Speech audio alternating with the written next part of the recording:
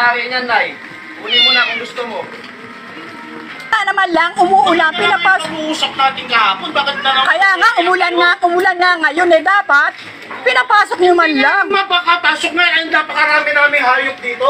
Giniginaw yung aso. Sinabi namin Kasi sa amin yan eh. Bakit isisisik ko? Kaya nga eh, di ba dito nga, di ba? Isa nga ako nagpapakain sa kanya, nagpapaligo sa kanya.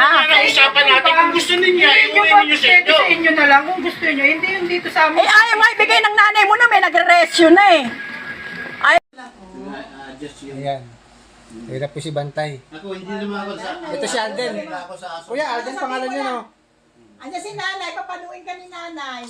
Ganun lang, paano ka ni nanay? Feel at home na agad si Bantay dito.